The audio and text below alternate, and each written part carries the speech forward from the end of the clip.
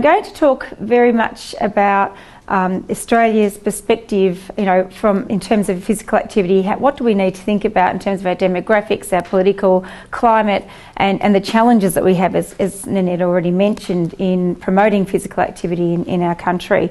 And so, in terms of my title, Encouraging Less Sitting and More Walkabout, I'm going to just explain what I mean by walkabout and a definition of terms. So walkabout's actually an Indigenous expression or saying that related to when Aboriginal young men, teenagers, were going through a rite of passage to manhood. They would go off into the bush for some months to earn their manhood, and then it became part of the vernacular in Australia probably in the early 1900s, and walkabout became something more about basically leaving work and going off and wandering in the bush, or just having a break.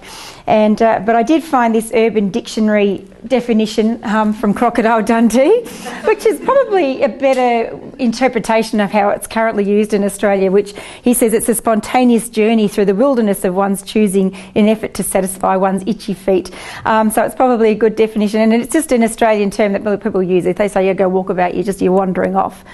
So that's the definition of that. And then in terms of physical activity, maybe conscious that not everyone might be physical activity researchers here.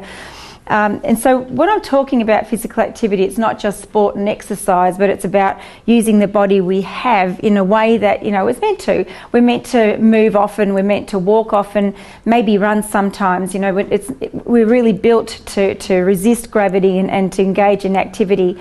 And in different settings, in different locations. And I like this graphic which from the Sedentary Behaviour Research Network, which is available online, that shows really thinking about physical activity as a spectrum from sedentary or sitting, what you're doing now, through to light intensity activity, standing up on your feet, like moving around in your office perhaps, or when you're going shopping, or that my daughters can shop at a very brisk pace, through to moderate walking, which is very brisk walking, and then vigorous activity, which is often where you get a bit of out of breath, a bit of huff and puff. So thinking about this spectrum of activity. So that's the definition of terms, just so we're all on the same page. So where am I from? So I'm from Deakin University, which is in Melbourne, down south here. I don't know if this is going to work. Yes, a little bit.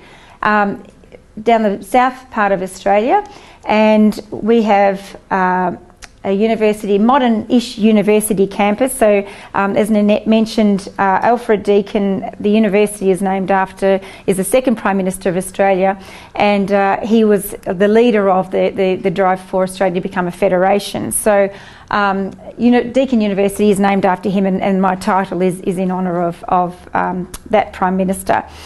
And our buildings are a little bit not as exciting as old Edinburgh University, but and I was saying, I think, to the Nanette's group last time, this is fondly called the cheese grater. Looks a little bit like a cheese grater. This is our building J. Looks a little bit like a prison block, but anyway, there's modern architecture. But this is where I'm from. And CPAN, as Nanette mentioned, is a research centre that's a strategic research centre that university supports. They provide funding to us. We're one of many strategic research centres in the university, and quite a few in our faculty, as you can see. So we're housed in the Faculty of Health, and there's quite a number of other strategic research centres in the faculty. And we have over 50 academic members of staff, quite a number of senior level staff, but also lots of mid-career, early career and PhD students. And I think what's unique in Australia is, and I'm not sure if it's so easy in the UK, we have external funded fellowships available for people who are active researchers. It's a competitive process, but you can get funding to basically just do research, and it buys you out of teaching. So I've had fellowships now for 12 years, so I've got 3 years to run on my current fellowship, and I haven't had to teach undergraduate students for a long time, which has its pros and cons. In some ways I don't have that connection with the teaching program, although we try to do guest lectures and things. On the other hand, I'm focusing very much on my research and not doing administration and things, which I hated. Love the students, hated the administration.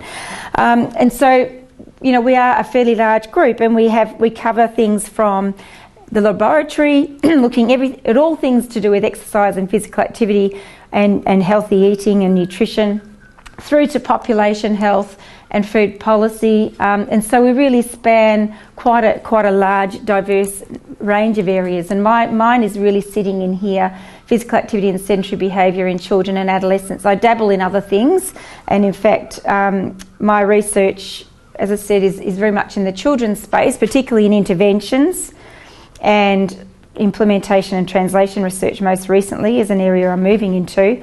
Looking at influences on, so looking at correlate studies, and involved with an NIH study with Jo Salmon in San Diego at the moment, looking at the neighbourhood environment and how that influences adolescent activity. But I also do dabble in measurement studies, studies of health associations, and also fundamental movement skills. So, you know, I guess the longer you are around, the more exposure to have to different areas. I think that's really what happens. But yeah, my focus is very much on children and adolescents. So thinking about Australia and who we are as a nation, and how that might frame our engagement in activity as a population, we have almost 24 million people now. That's actually increased quite rapidly in the last 10 or 20 years. Our life expectancy is 82 years, so that's pretty good. That's pretty impressive, I guess. Unless you're an Aboriginal or Torres Strait Islander, sorry, that's what that abbreviation stands for, an Indigenous Australian, then your life expectancy is not so great.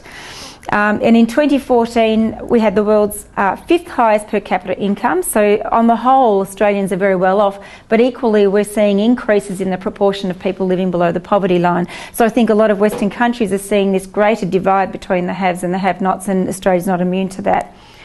And sadly, our Aboriginal and Torres Strait Islander is just 2.5% of our population. When Australia was settled, there was, you know, really mass genocide. Lots and lots of Aboriginals lost their lives, and, you know, that population really didn't recover. So they're very much concentrated in the west and east coast of Australia and up north, up the top. In Victoria and Melbourne, we don't have a very big population at all.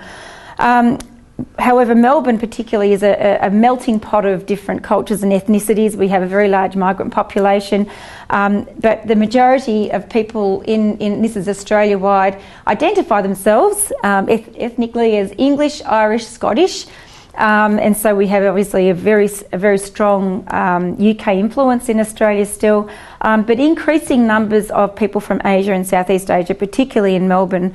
And I know that in 2001, when we did one of our first school-based studies, we had a sample of 1,200 children, and 52 different countries were represented in that sample of 1,200, and that's probably even greater now. It's probably even doubled. So we have a very diverse, ethnically diverse country. With the ageing that's going on in Australia, recent report by the government projecting that, you know, we're going to see a life expectancy of around 95 years at age by 2054, 55.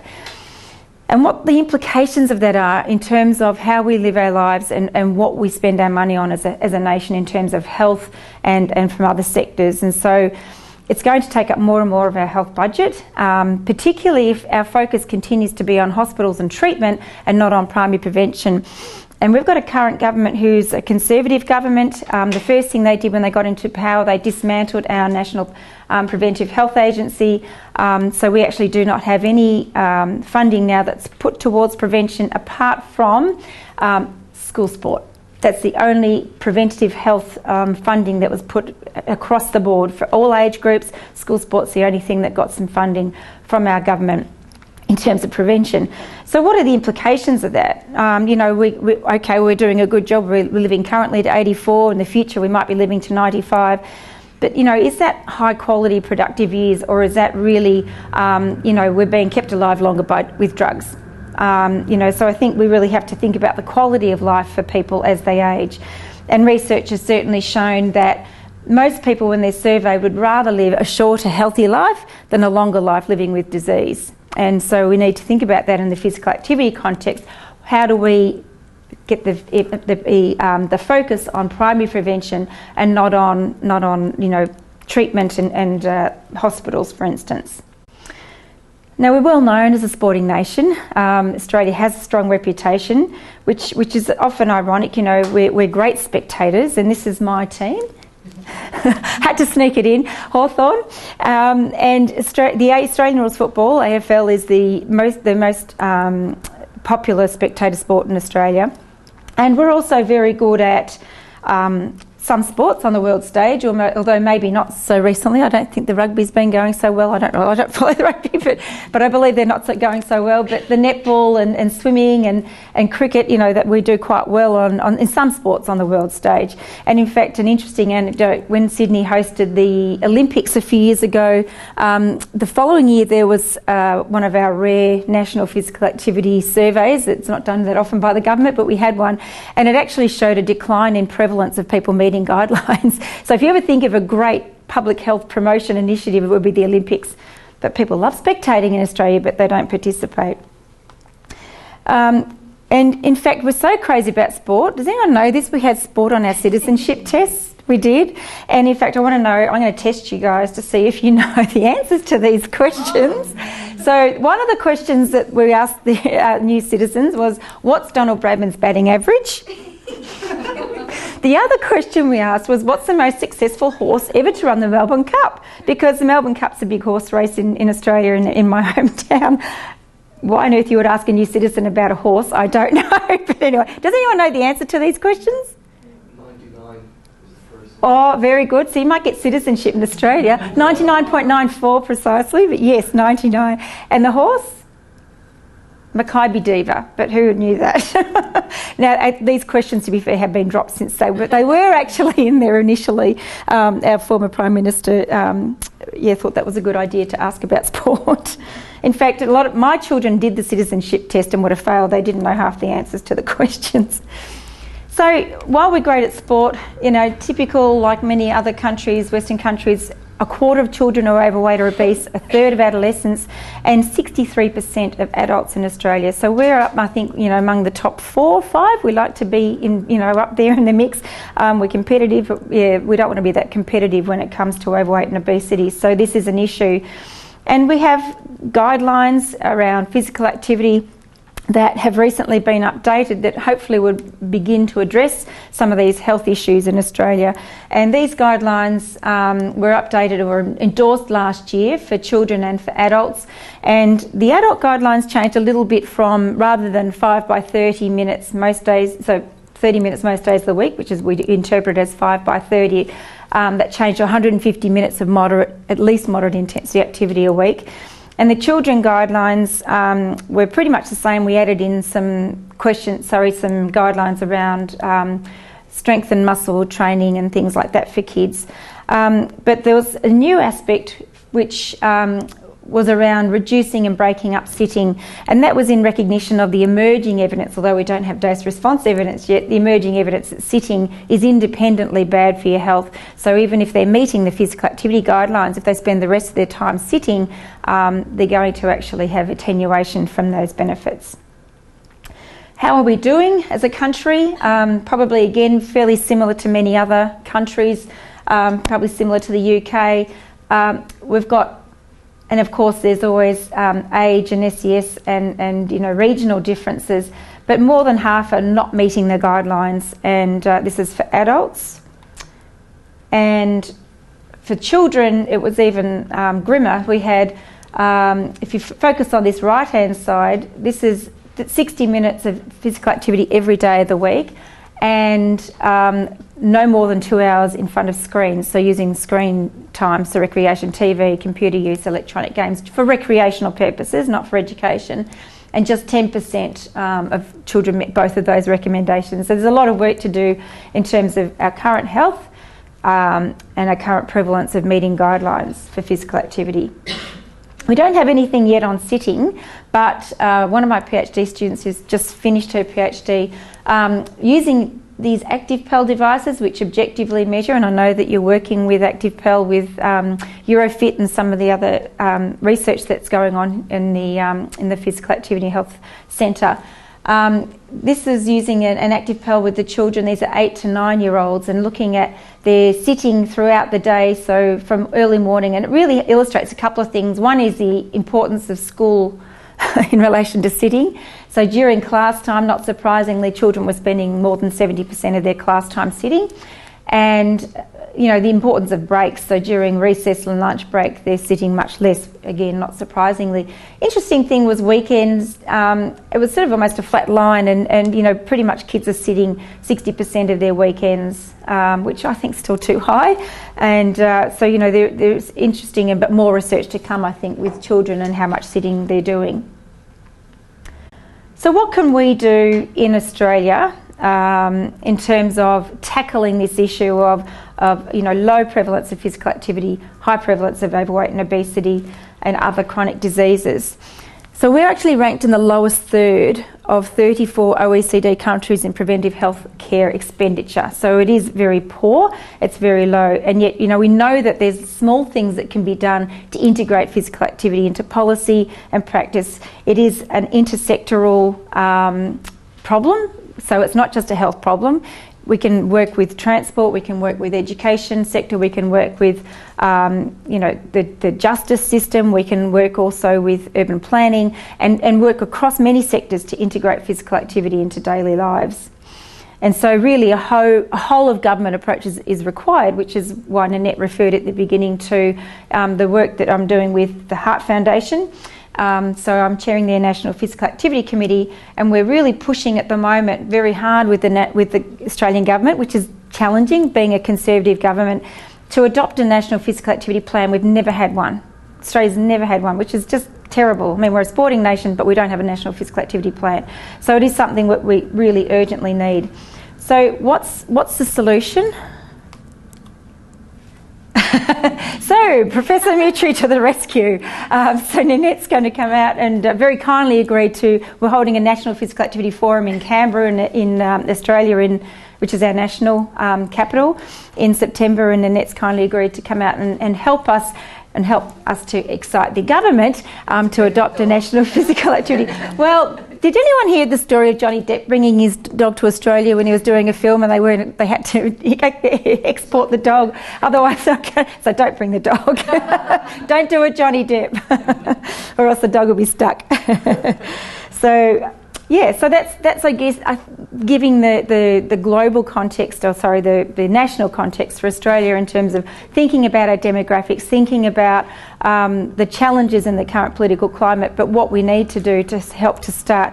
In the meanwhile, we're still doing our research and generating evidence that we hope some government bureaucrat or some other non-government organisation will take on board, and we work with them to make sure that our research is policy relevant. Now, we've been sitting for, how long have we been sitting for? 17 minutes. So I'm going to have a little bit of activity here, a little bit of a break, and also to help you think about how things have changed. Some of you probably not so much because you're a bit younger, but how things have changed since you were a child, and to think about what some of the challenges are we have in terms of promoting physical activity for children. So I'm going to get you to do this activity. I know some of you have got tables in front of you, but maybe if you can somehow manoeuvre your chair so that you can easily stand up and sit down. So this is a stand-up, sit-down exercise. I want you to stand up if this is relevant to you, and then I'll get you to sit back down again each time. So please stand up if you used to walk or cycle to or from school. And there's always a generational gap in this one. Sit down again. Please stand up if you were driven to school. Sit down again. Please stand up if you used to play in your street. Thank you. Sit down again. This is just helping you wake up, you know. Please stand up if you're allowed to go to the local shops or playground without an adult. Thank you. You can sit down. One more. And please stand up if you used to watch less than 2 hours of TV a day when you were a child. Oh, there you go. We had a black and white. Thank you. And if you haven't stood up, please do so. Okay, so the purpose of that activity, apart from getting you to wake up and stand up and freshen your legs, is just thinking about the statistics now in Australia. So 21% of children in Australia walk to school and only 5% cycle. It's very dismal. And majority of, not surprisingly, driven to school, and in fact, research we've done at Deakin has shown that the majority of those trips are within 1 or 2 kilometres. So they're definitely walkable distances. And, you know, there's some real challenges there in changing the active transport to and from school for kids. Only 20% from our research suggests that they play in the street currently. Wasn't able to find some, although we do have some statistics, but the sample was very small, so I didn't put it up. But very low proportions of children from our research are allowed to have, you know, autonomy or independent mobility in their neighbourhood, and 30% watch fewer than 2 hours a day. So you can see that we've got some challenges. So I'm going to talk now on what we've been doing in our research in our centre and also in Australia, our links across, you know, different groups in Australia. And I'm focusing mainly on these two in the interest of time. So I'm going to talk a little bit about some of the workplace work and some of the children and adolescent work we've been doing. But equally, we've got, you know, some studies, really interesting studies looking on the influences of healthy ageing, a cohort study called the WELL study run by Sarah McNaughton. And we've got studies with children, young children, preschoolers and toddlers. Kylie Hesketh and Karen Campbell are leading that work and looking at very, very young age. So the work that we've been doing in workplaces has very much focused on, you know, there were so many years of exercise program studies in workplaces that just failed. They would have initial short-term success and then drop off. And these tended to be, you know, doing an exercise program, taking a person, or, you know, allowing a person to have a lunchtime break and go use the gym. And so really, I think the days of exercise programs, or I'm going to show you a study in a moment that maybe contradicts that, but the days of exercise programs in workplaces have pretty much gone as an overarching strategy. But what we can look at is ways to integrate movement throughout the day. So what we just did then, you know, the standing up, the light moving around, changes to the environment and changes to the policy and the culture in workplaces. You know, how feasible is it to sit less and move more at work? And of course, particularly for those who are in sedentary jobs. This is some work that Jason Benny, former PhD student of mine, did quite a few years ago now actually, looking at the feasibility, people's perceived feasibility of these sorts of activity opportunities in the workplace, and their green column there is the feasible, if they thought it was feasible, the percentage reporting that it was feasible. So 57% thought it was feasible to take a break at least 3 times an hour from their desk. Only 35% thought it would be feasible to move or be active as part of their normal working tasks. And equally, very low percentages, 30%, thought it was feasible to stand at their work or desk. And so this is, you know, this was a sample that was a random sample. There was over 1,000 participants, and it was an online sample. People who are working in sedentary environments. And so there's some challenges there in terms of what people think is feasible in their workplace, and these challenges might be cultural, they might be policy related, or they might be physical, because, you know, I know some of the people working that were in this sample were working in call centres, and there were real challenges for them. They had to sit at that desk for an hour at an hour block, then they could have a quick break, and then they were back an hour block, and they weren't allowed to move. They couldn't move. So there are some challenges with that. Bronwyn Sudoltz, another PhD student of mine, did some further work building on Jason's research, and again had a random sample of people in sedentary workplaces. And she did some nice modelling where she looked at more individual level barriers and what were the things that were impacting on people's actual reported sitting breaks. So this was the outcome variable here was self-reported frequency of sitting breaks per hour. And she found that things like, you know, self-efficacy and barriers were obviously negatively related. But this one about habit, you know, is it a habit for you to break? Well, it's not a strong relationship, you know, it was a significant one in terms of sitting breaks. So people get into a habit with, you know, your office, you get into a habit at home where, you know, your chair's there, you don't think about it. And there's some really interesting work coming out now in the psychology field about automatic processes and, you know, not thinking about what you do, you just do it automatically. So having an environmental cue or prompt or something, a cultural shift is needed really to actually change that behaviour. So I mentioned earlier I'm going to talk about an exercise program in a workplace. So Jenny Hatt, who was an honour student of mine, and David Dunstan's, who's at the Baker IDI in Melbourne. IDI is the International Diabetes Institute. She looked at a program where she compared a 12-week exercise training program in their workplace where they actually had a gym facility, but also compared that to a group that had a sitting reduction program in addition to the exercise training.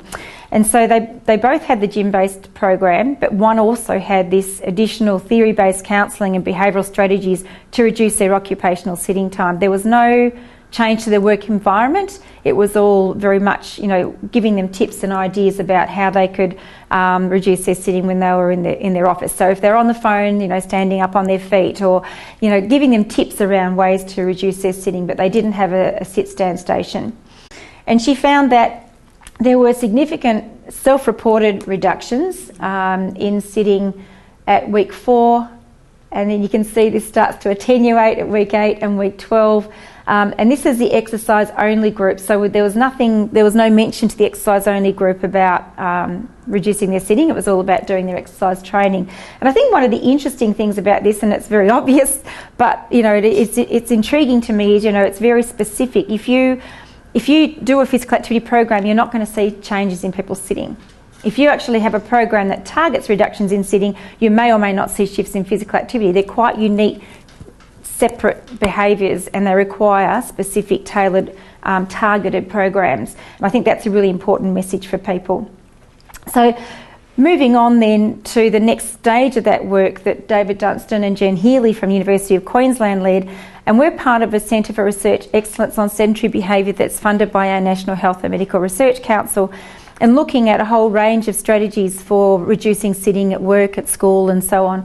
And this work, the Stand Up Australia, is some of that. So this program looked at addressing the norms and policy in the workplace, the physical environment, the social environment, and then the individual level environment. And the message was around stand up, sit less, move more. And so there were key intervention messages delivered around reducing the length of sitting bouts. So when you're sitting for a certain period of time, make sure you stand up and increase the standing. And also reducing the total sitting time and increasing the moving time. And participants were sort of shown this, way of, these are your work hours. Think about how you can actually put more standing and more stepping into that working day. The management were also very supportive, and they provided regular emails promoting the program. I think they might have been watching the soccer. I'm not sure what they were watching there. And also there was sit-stand desks installed, which I think is a critical component of this intervention. So in terms of their results, so at baseline you can see there was not much difference, very small as a pilot study, but very similar levels of sitting, and this is using the Active PAL to measure this, similar levels of sitting at baseline. And then at follow-up, the control group didn't really change, a little bit, 2% difference in sitting. But the intervention group reduced their sitting by more than 2 hours a day. So that was very successful in the short term over, just in a small sample, but showing that having all of these strategies as well as the desks had quite a big effect. And they've actually followed that up, and that's been maintained. That's actually done better than just the program that I showed before that didn't have the environmental support. So that's some of the workplace work that we're involved in and we're doing. We're also doing in our centre looking at the impact of a natural environment change. So we're working with a local council who've actually had moving to a whole new building that's been designed in this sort of more active work, activity-based working, they're calling it, which is they got rid of offices, they've got rid of a lot of the chairs, they've got standing areas, they've got a central lunch place, so no one has lunch at their desk anymore and no one has a desk anymore. You've actually, and the idea is to increase the social connection and to increase movement throughout the day. And so we're actually evaluating that. We're just following up now, and that's going to be really interesting to see how such a change to environment and workplace culture what will happen. But I like this one, and I'm hoping this works. This is my favourite, and I'm hoping you can hear it. This is one that came out last year, not by us, and it hasn't been evaluated, but I still love it. For 9 hours a day, he's kept in a Oh, it's not working on your screen. ignored. Okay, you have to hear it. A cramped space, only a phone cord to play with. The Lost Dogs Home wants to help break the shackles of sedentary corporate life with a human walking program. Come along to the Flagstaff Gardens Friday, April 4, 11 a.m. till 2 p.m. and let one of our dogs take you for a lunchtime walk. Sorry, you couldn't see it, but you could hear it. So the idea was that they're showing these workers sitting in a very grey environment in their workplace, and then they take the dog for a walk. So that's their break from sitting at work. So moving on now to some of the schools-based research that we've been doing, and talking a little bit about that over the next remaining 15 minutes. So I have presented this already to Nanette's team, but we have finished off recently a 5-year study that was funded by our National Health and Medical Research Council that looked at strategies to reduce sitting for children at school and to promote their physical activity. And we looked at a combined and separate, so it's a 4-arm trial, and it was over 2.5 years, the actual program, so it was a long term. And the reason behind that was deliberate. We felt that if we were going to see any changes in sitting in schools and also increasing activity, it was going to take longer. It wasn't going to be a 12-week program or even a 1-year program, that it would actually take a while to change and see those changes. And we actually followed a cohort of children and teachers from year 3, year 4, year 5. There were some challenges with that because I don't know if it's the same here in the UK, but when children in Australia move through primary school, they get a new teacher every school year. So when they go into year 4, they got new teachers. When they went into year 5, they got new teachers. So we used a range of strategies that involved the pedagogical approaches. So we got the teachers to actually deliver a standing lesson every day. We got the teachers to animation's great, isn't it? We got the teachers to do 2-minute breaks every 30 minutes of sitting for the child. And we also provided some easels, standing easels for the classroom, and although we couldn't afford to have standing desks for the children. And we looked at, for the physical activity, we put in line markings. Here we go. And I'm just going to go to there. We put in line markings, circus equipment. They had class sets of pedometers. And the other part to involve the parents, we had newsletters that lined up with these 9 key messages a year that we asked teachers to deliver. And the newsletters matched that went home to the parents. And we also involved the parents through active homework, and that was very popular. The children and the parents really loved the active homework. So, for example, take your mum or dad for a walk down your street and count the letterboxes. It was integrated, nicely within the curriculum, and we made sure this was done in collaboration with teachers and the Department of Education, and it aligned with our curriculum framework. And so and that's a picture of some of the line markings. And the school and the children chose their own line markings. There were many different ones they could choose. On one other point, this equipment, we had sports equipment in the first year, and then we thought to change it up a bit, we would provide circus equipment. And the girls really loved that particularly, and that was exciting for us because often girls are left out of these things. The boys tend to dominate play spaces in the research that we've done. So we were very pleased to see that the circus equipment got the girls moving a lot more and using that space out in the playground. So we had 4 time points, so baseline, 6 months, 18 months and 2.5 years, 30 months. And we used objective measures, Actigraph, a subsample with ActivePal, because at that time when this started 6 or more years ago, we didn't have that many pals, unfortunately. And we had surveys, and we measured children's height, weight, waist, blood pressure, and also on a subsample we had some bloods. And we found, I'm skipping through this, but the main, this is the main story, is, how effective was it?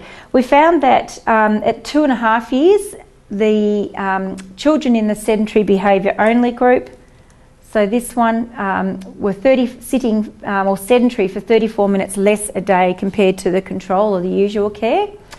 And the combined group were also, but interesting again, like the workplace, if you target physical activity, don't expect to see changes in sedentary time. But we did see some small but modest changes in physical activity, so maybe we weren't so successful for that. The other exciting thing was that these results got stronger over time. This is 2.5 years. They weren't as strong at 18 months, and they were even less strong at 6 months. So these longer term programs are really important, and there's just some effect sizes to show the effects in terms of how the strength of these findings. The other thing to point out is this is per weekday, this is in recess and lunch. So those numbers might look small, but actually it is a much shorter time frame that increase was seen.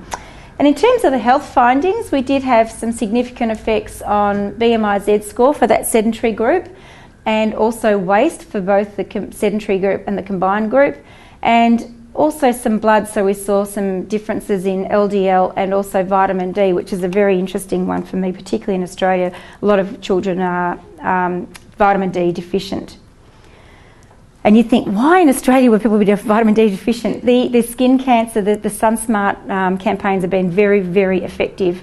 Children are covered up, no hat, no play, and this implication of if you get exposed to sunlight, they're putting themselves more at risk. So I've had great discussions with people at the Cancer Council about having non-conflicting messages. We want children to be out there playing, but also we don't want them to be putting themselves at risk of skin cancer. So there are some challenges there, but the vitamin D is an important one. The other interesting thing about vitamin D is vitamin D is readily stored in the fat, and you need to mobilise and move for it to be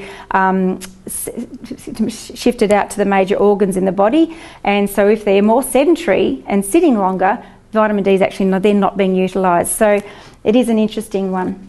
But we're very, very excited with these results, and so where we're taking that next is we've got quite a number of local government areas.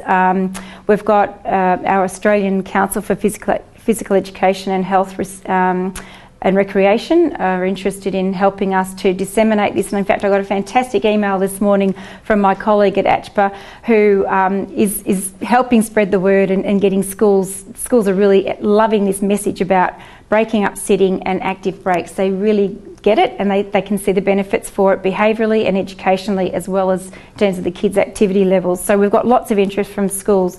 So we're going to evaluate this translational program. And some of the challenges, of course, for us in terms of getting this out there is the sustainability, how we train the teachers. Is it going to be online? We did face-to-face for the actual program, and of course the equipment costs for some of those schools, particularly in the lowest socioeconomic areas, who are very keen on this program. How can we help them do this with a minimal cost? So the next step for us, Transform has had minimal environmental change. It had, some easels in classrooms, but we're really keen on knowing if we put sit-stand desks in classrooms, and we're doing this now with secondary schools, and we have done it with primary schools in collaboration with David Dunstan and Stacey Claims from Loughborough University here in the UK. We're doing this now in secondary schools to look at if we put sit-stand desks in secondary schools, how does that work, and is it feasible, and what happens. So we've just finished a trial, and we're going on to our second trial this year, a pilot study, and we're looking at how the students find them, how the teachers find them. And this was a natural experiment in terms of we just put it in, we gave them some instructions on how to use the desk, but we didn't train the teachers, we didn't provide any further information about that. And so even still, I've already said all that, even still we had, I'll just skip to the results. So the measures we used, ActivePals to show an ActiGraph. But even still, we had some significant differences in sitting for students who were in the usual classroom. So when they were in the usual classroom, they spent 86% of the lessons sitting. When they were in the sit-stand, they spent 65% of the lessons sitting. And you can see the shift is in the light intensity, which is the standing area, and of course not so much in the stepping, which you would expect. We didn't have enough sample to do pre-post, so we're going to be looking at that with our next study. When you ask the students though, this is really interesting stuff in terms of process and understanding what's going on. Some of the students are saying they got pains in their leg or back, but most of them felt that it worked well. And Annette and I were talking this morning about, understanding some of these issues around standing at the workplace or standing in schools. You don't really want people to be standing up still on their feet for hours on end, because that's not great either. And our message to the teachers this term will be, to transition, get the students standing up and sitting down, not just standing the whole lesson. But a lot of them felt, and the teachers felt, that the students liked the autonomy, and the teachers really thought that it helped them in terms of giving them choice and the freedom to choose. and to concentrate and things like that. So a lot of teachers are very keen on this for boys particularly, and also for children who may be a little bit of, the fidgets and children with attention deficit issues. So, it is quite popular. It's becoming more and more popular. So we're now doing that again, but with a little bit more professional development for teachers, more instruction, more information. We're putting up signage and things. So it'll be interesting to see how that goes. And I'll maybe next time I visit, I'll be able to tell you how that went. We'll do a full trial.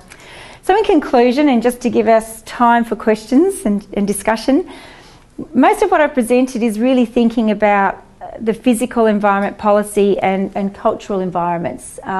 Even though my background psychology and I'm interested in individual level behaviour, I think making changes at a population level, you really need to be clever about how you do that. And we can't possibly go to every individual and change their motivations or their confidence or their self-efficacy, but what we can do is make sure the environments are right and then make those socio-cultural changes. And I think changing the culture of standing in class or at work is really important, and I also believe that it's going to lead to more sustained behaviour change over time. And certainly from Transformers, it seemed that the fact that it got stronger as time went on gave me that hope, so that was encouraging. But we need to do more longer term studies to look at that. And I think we also, need to make sure that they're tailored appropriately. So as I said before, if we're targeting physical activity, don't expect city to change, and vice versa. They need to be contextually and behaviourally targeted. So that's it from me, just thanking the large team, and that's not everybody, but it's quite a few of the people that I work with, and all of this is teamwork. And would love you to pop past. I'm still here for another few weeks, so please come and chat if you're not on holidays. And thank you very much. Thank you. I'm really interested, the issue in terms of changing the culture in the workplace, I guess one way to sell that is to demonstrate beyond the physical health benefits, the work performance, the work engagement. I wondered if you'd collected any data around that. So there is information being collected on absenteeism. Productivity is a challenging one because it depends on what the work is and what the job is. But certainly absenteeism and presenteeism is important. Is a useful one. Sick days and things like that. Then everything else at this stage is perceptions. But if it was the right workplace, the right environment, you might be able to start to put in some objective measures around productivity, perhaps. I don't know, it's a bit challenging to measure those things, but I do agree with you. And the parallel to that is in school, showing that academically the children are doing better and showing cognitively they're doing better, behaviourally as well. So I think that there are some nice parallels between the schools and the workplace research. Thanks, Jo. Inspired by your ability to influence so many schools and looks like changing culture, which is obviously one of our big barriers. Yep. And it's a barrier that I'm actually dealing with right now with one of the schools here in Edinburgh, in the sense that there's a new playground waiting to be built, and the school head teacher's not great. The teachers don't really care for it. Yep. So even if you put it in, who knows what's going to happen? So how have you maybe been able to approach the teachers and the staff to actually say this is a culture change that we require?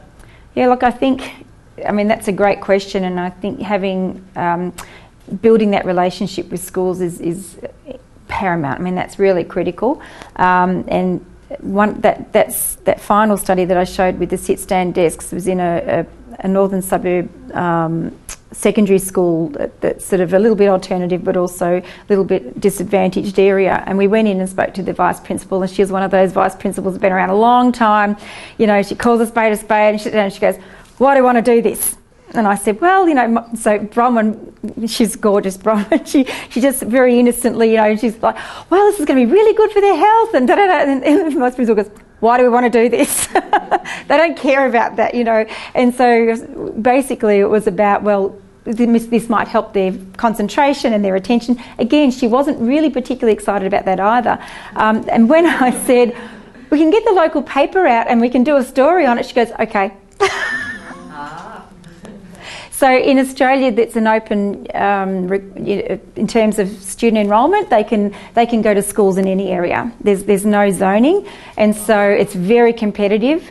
And so as soon as she knew that she might get a local paper article that would give them a competitive edge with student enrolments, they were on board.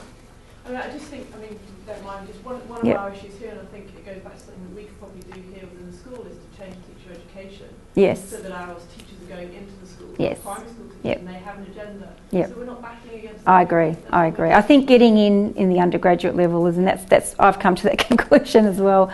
But you know, finding the champion. I mean, I know not all schools have PE teachers, but finding a champion who you know is going to really push it is also really helpful. But it's challenging. I was just reading this week about the concept of physical literacy.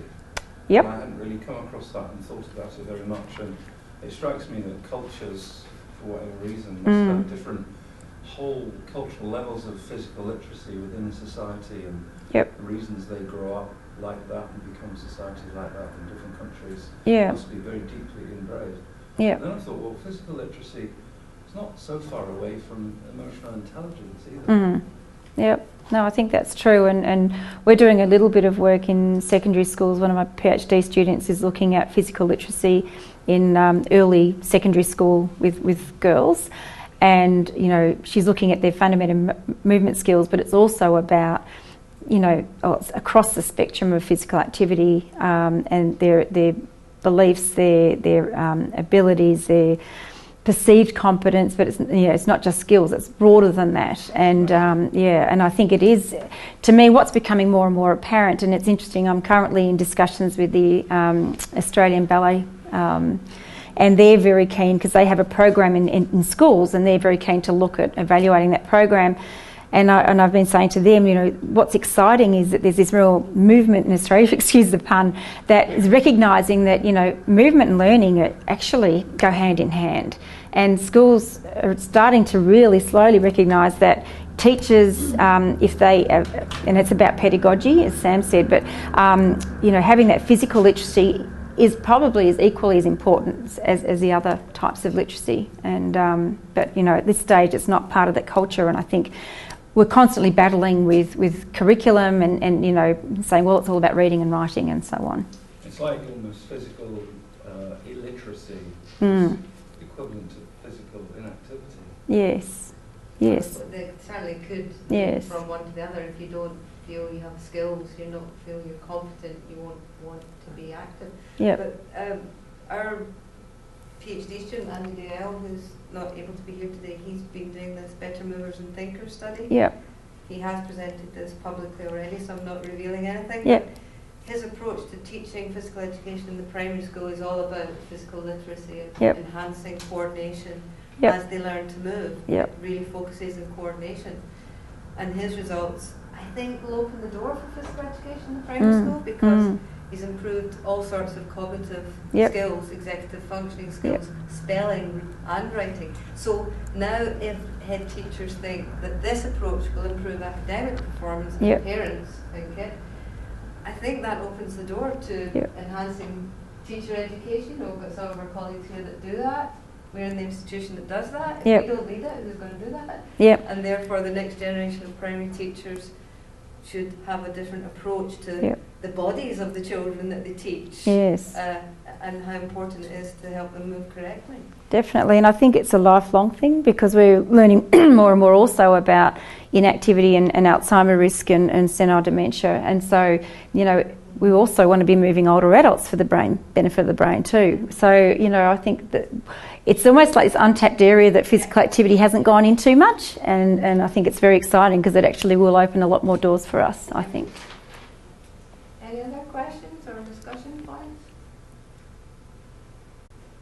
I had one that goes away. Oh, sorry, Dave, did you have a hand? Sorry, go ahead. Just this concept of replacing sitting time with standing time. Yep. There was a good example there of how the opportunity to do that in the workplace, yep. in the classroom, for people who are not in the workplace or the classroom. Yep. How much more of a challenge would you judge that is? So are you talking about getting in the home mainly, or? It could be home, patient groups. Yep. Yeah, I mean, not at school and not at work. Yeah, so look, there is it's harder. I think it's more challenging as a population health strategy, but Paul Gardner's done some work with older adults in the home and worked with them on getting them up out of the chair more regularly and giving them a whole lot of strategies, and in fact he had some quite good results from that. And you know, with the home-based element with our research, it was also trying to get them mainly after school hours, you know, not sitting inside at home, but you know, going out and doing things. But it is, you know, it is an area that's really, I guess, the next step. So active transport's another one. So getting adults and kids out of cars and doing alternatives. That's one of the few that actually would probably result in not a sit-stand but a sit-move, because, you know, if you're not in a car, you're probably having to move to get from A to B. So, you know, I think there are other, what we would call domains or settings that we haven't really tapped into yet. Maybe because we've started with the easier ones. I